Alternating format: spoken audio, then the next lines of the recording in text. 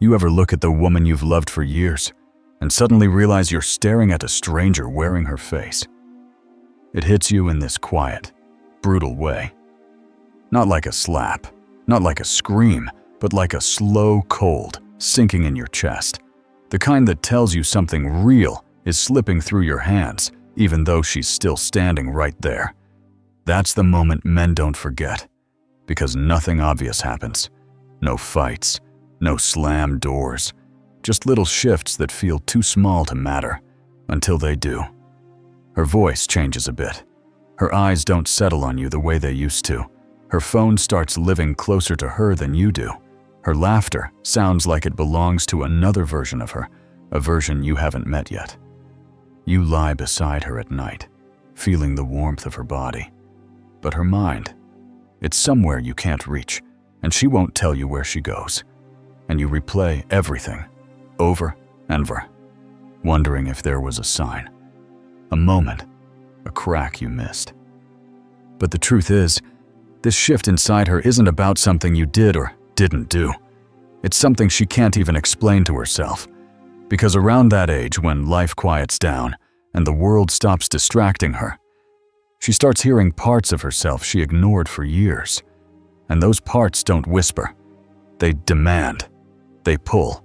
They shake the foundation of everything she's been pretending to hold together. You're not losing her because she stopped loving you. You're losing her because she's becoming someone she doesn't recognize. And that identity shift is the spark that ignites everything that comes next. Stay with me. By the end of this, you'll see exactly why it happens and why so many men never see it coming. Number 1, he settles. She cracks. It's strange how two people can hit the same age and end up standing in completely different worlds. You hit your late 30s, maybe 40, and something finally settles in you. Life stops feeling like a race. You stop trying to prove anything. There's a kind of quiet you grow into, a calm that comes from knowing who you are and what you can handle. You're steadier now, more grounded, more sure of yourself than you ever were in your 20s. But for her, that same birthday feels like a trigger. Not because she's weak, not because she's dramatic, because the world taught her something it never taught you, that youth was her currency. And time is starting to take it back. You feel yourself becoming more of a man. She feels herself becoming less of the woman she used to be. And that difference, that invisible split, is where the cracks begin. You come home wanting peace. She comes home feeling this quiet panic she can't explain. You're thinking about stability, building, protecting. She's thinking about the parts of herself she left behind, the versions of her that felt alive, desired, admired. You step into your prime. She feels like she's stepping out of hers. And she won't say it out loud, but you can feel the shift. Her energy changes. Her patience thins. Her eyes drift toward something that feels like escape, even if she doesn't know what she's escaping from. It's not that she wants a new life. It's that she's terrified the life she's living might be the final one. And that fear pulls her in directions you never see until you're standing in the aftermath. Number 2, the mirror moment. It usually starts in a place so ordinary you'd never think twice about it: a bathroom mirror, a soft light, a moment when the house finally goes quiet. She's just getting ready for bed, maybe taking off her makeup or tying her hair back, and then something in the reflection catches her. Not a wrinkle, not a flaw, something deeper, something she can't name. It's the moment she realizes the woman staring back at her isn't the girl she built her identity around, and it hits her harder than she'll ever admit. You see, men feel age in their bodies. Women feel age in their reflection. And when that reflection stops matching the story she's been telling herself her whole life, the ground inside her starts to shift. She doesn't gasp.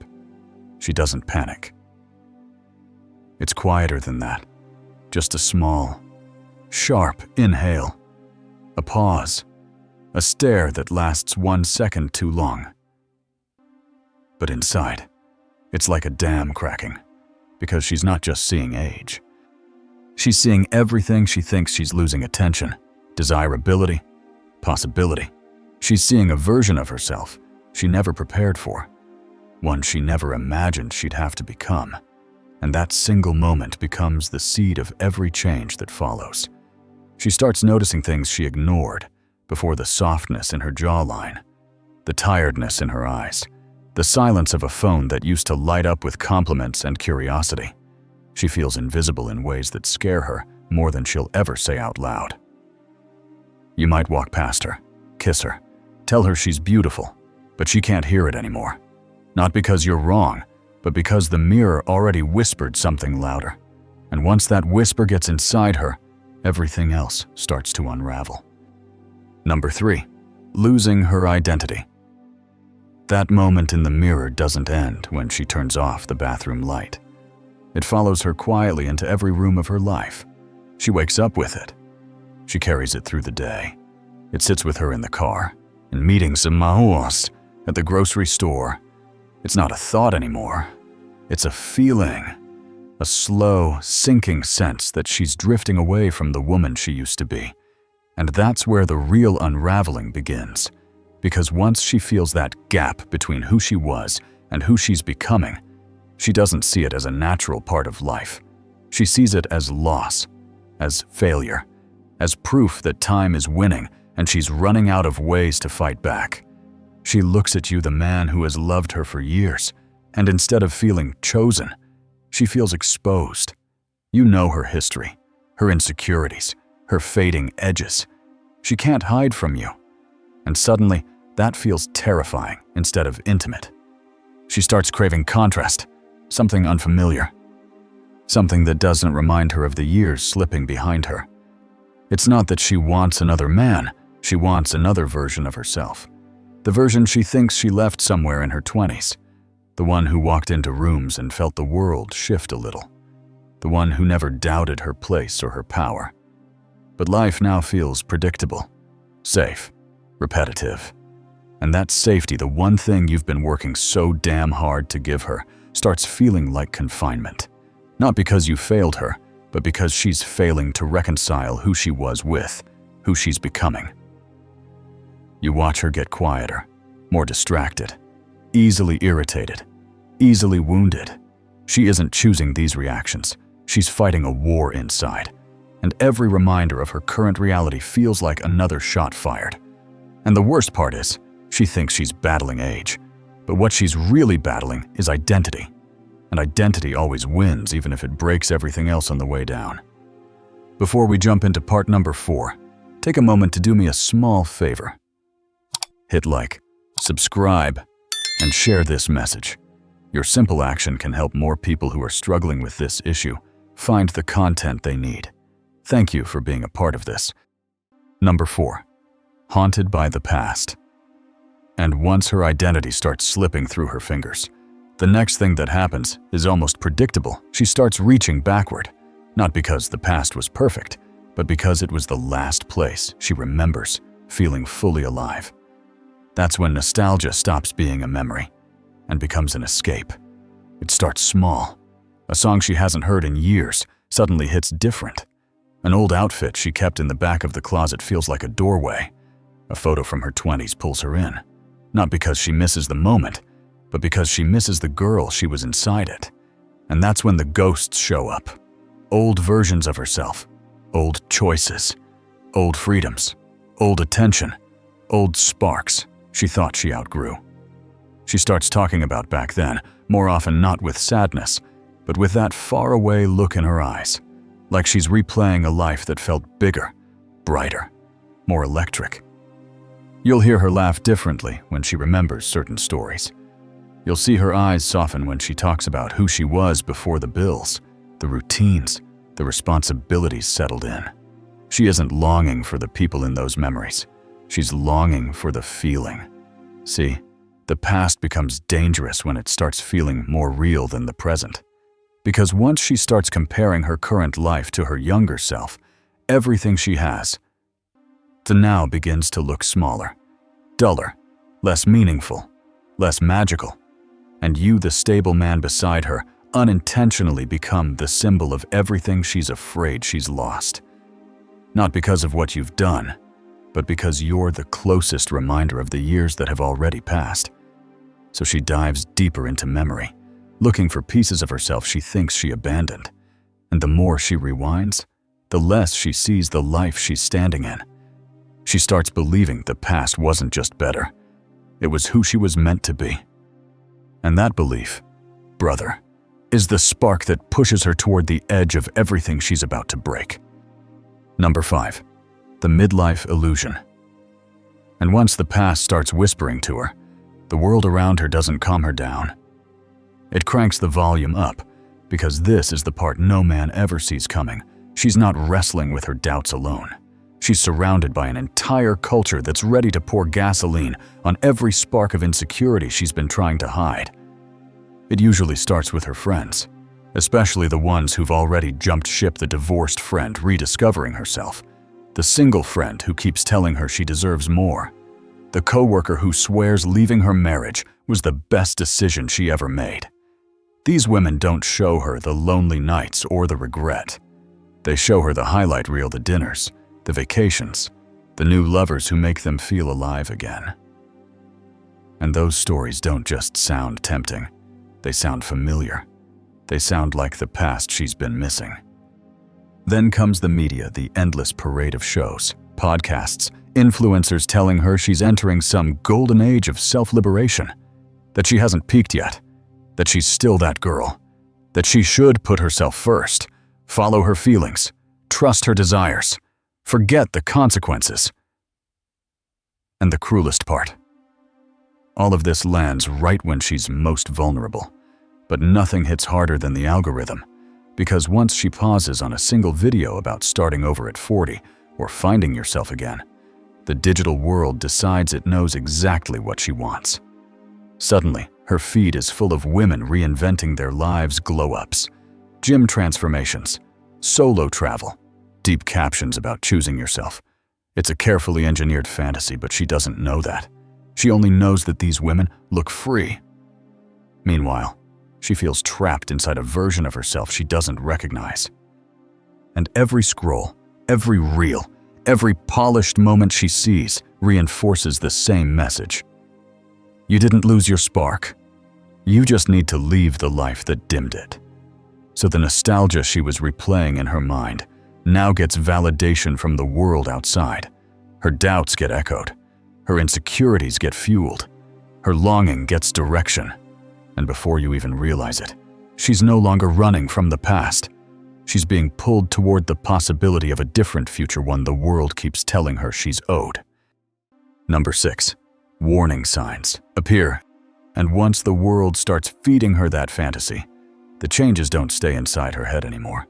They begin leaking into the way she talks, the way she moves, the way she treats the life you built together. It doesn't happen overnight. It's slow. Almost unnoticeable at first, but if you pay attention, brother, the signs are there. The first one is emotional distance. Not the loud kind, not yelling, not slamming doors. It's quieter. She stops sharing the small things, stops telling you how her day went, stops asking about yours. You start feeling like a roommate occupying the same space, not a husband sharing the same life. Then comes the restlessness. She starts getting irritated by things that never bothered her before, the way you breathe, the shows you watch, the routines you've had for years. It's like she's outgrown the very life she once fought to build. And when that restlessness grows, it begins shifting into escape. More me time. More, I just need space. More errands that take longer than they should. More evenings where she's physically home, but mentally miles away. You'll notice her phone becomes a shield she hides behind. She tilts it away when you walk by. Her notifications suddenly turn silent. She starts guarding her privacy as if she's protecting a secret she hasn't admitted even to herself yet. Her appearance begins to change too, not because she wants to look good, but because she wants to feel something. New clothes, new makeup, new routines, sudden gym obsession, sudden desire to fix herself. She's not trying to impress you. She's trying to resurrect the girl she thinks she lost. And then, the hardest sign of all, she becomes strangely calm. too calm, like she's already stepped out of the relationship emotionally and is just waiting for her body to catch up. When she stops arguing, when she stops caring enough to fight, that's when you know the storm is no longer coming. It's already here. She isn't choosing distance. She's drowning in a version of herself that scares her, and every shift you're seeing is her reaching for something to hold on to, even if it means letting go of you. Number 7. Not a man herself. And once all those signs start showing the distance, the restlessness, the secrecy, most men make the same mistake. They think she's chasing another man. They think there's someone else in the picture. And sure, sometimes there is. But he's not the cause. He's the symptom. Because the truth is this, she isn't running to someone. She's running from herself. Everything she's doing, the late nights, the new clothes, the sudden obsession with her appearance, the way she slips out of conversations with you, none of it is about another guy. It's about chasing a feeling she once had and hasn't felt in years. She's not looking for romance. She's looking for resurrection. She wants to feel wanted the way she used to, not because she needs the man, but because she needs the mirror he holds up, the one that reflects a version of her she barely recognizes anymore. That's why you could give her your best effort right now, and it still wouldn't land. Because what she's craving isn't your love, it's validation. Not the steady, familiar kind you've been giving her for years, but the electric, unpredictable kind she used to get before life settled in. And that's where the danger lies. Because when a woman starts chasing a version of herself, she thinks she lost. She'll follow any path that promises even a glimpse of it. A compliment from a stranger, a smile from a coworker, a message from an old friend. Not because she wants him, but because he awakens the girl she thinks time buried. You could stand right in front of her, offering loyalty, stability, history, but she's not looking at you anymore. She's looking past you into a memory she's trying to relive. And here's the part that breaks most men: you can't save her from this. You can't fight the ghost she's chasing. You can't compete with a version of her that never truly existed outside her own nostalgia. She isn't abandoning you because she stopped caring. She's abandoning herself and dragging everything else with her in the hope she'll feel alive again. And once that search begins, everything she touches starts to tremble, including the family she once swore she'd never risk. Number 8. Emotional collapse. And once she starts chasing that old version of herself, that ghost of who she thinks she used to be, something shifts inside her that's almost impossible to undo. Because now the feeling she's searching for becomes more important than the life she's actually living. And that's the moment everything begins to crack. Not because she's cruel, not because she's heartless, but because desire has replaced reason and nostalgia has replaced truth. See, when a woman reaches this stage, she doesn't measure reality anymore. She measures emotion. She measures how alive she feels, not how stable her life is. And once emotion starts leading, logic doesn't just take a back seat, it gets thrown out of the car entirely. That's why so many families fall apart around this age. It's not the man. It's not the marriage. It's not even the new guy. It's the fear. The fear of becoming invisible, of becoming ordinary, of spending the rest of her life feeling like the best parts of her are behind her. And fear makes people do two kinds of things: run or destroy. Some women run from the life they built. Others destroy it so they don't feel trapped inside it. And the saddest part, she truly believes she's making the right choice because the world around her keeps whispering the same message. You deserve happiness. You deserve freedom. You deserve more. But they never show her what more really looks like after the thrill fades. They don't show her the loneliness. They don't show her the regret. They don't show her waking up months later realizing she didn't want a new life. She wanted her old self back, and she mistook destruction for transformation. By the time she sees it, the damage is already done. The kids are split between houses. You're left explaining things you never caused. and she's left holding a freedom that suddenly feels heavier than any responsibility she ever had. She doesn't break the family because she stopped loving you. She breaks it because she stopped loving the version of herself inside that family, and she thinks leaving will somehow bring her back. But brother, a woman can abandon her home, her husband, her stability, yet she can't outrun the clock she's fighting. And when the reality of that hits, it's always too late. And when the collapse finally settles, when the dust of everything she tore apart stops moving, there's always this moment of stillness, a moment where she's standing alone in the very freedom she thought would save her, a moment where the noise in her head goes quiet, and all that's left is the truth she ran from. Because she didn't just leave you, she left the version of herself she couldn't accept, and no matter how far she goes, no matter who she meets, no matter what new life she tries to build, that unfinished version of her follows. It always does. You'll see her smile on social media. You'll hear the stories of her new life. But behind all of it is the same woman who stared into a mirror months earlier and didn't recognize her own reflection. That's the part nobody talks about. They talk about empowerment. They talk about rebirth. They talk about liberation.